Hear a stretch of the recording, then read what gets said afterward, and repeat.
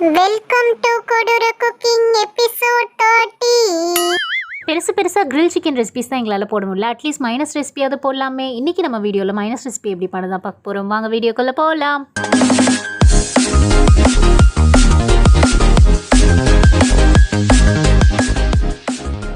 ஒரு முட்டையை எடுத்து முட்டைக்கும் வலிக்காமல் ஸ்பூனுக்கும் வலிக்காத மாதிரி உடைச்சு அதை வந்து மிக்ஸி ஜாருக்குள்ளே போட்டுக்கலாம்.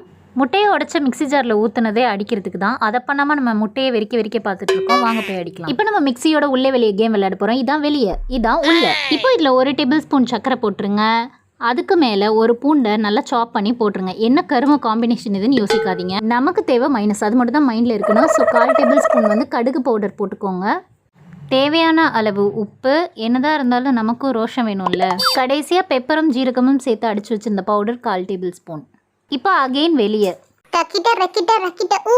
இப்போ திரும்ப உள்ள. இப்போ 1/2 கப் சன்ஃப்ளவர் ஆயில் எடுத்துட்டு அதை கொஞ்சமாக ஊற்றிட்டு மிச்சத்தை தூக்கி ஓரமாக வச்சுட்டு இப்போ திரும்ப உள்ள ஓரமாக வச்சிருந்த எண்ணெய் எடுத்து கொஞ்சமாக ஊற்றிட்டு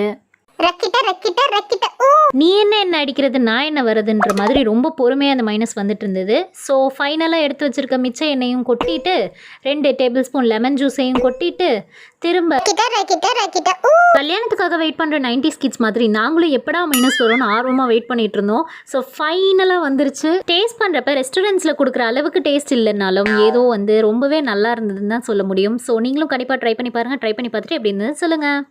இந்த வீடியோ உங்களுக்கு பிடிச்சிருக்கு அப்படின்னா லைக் பண்ணுங்கள், ஷேர் பண்ணுங்கள், கமெண்ட் பண்ணுங்கள் அண்ட் மறக்காமல் சப்ஸ்கிரைப் பண்ணுங்கள்.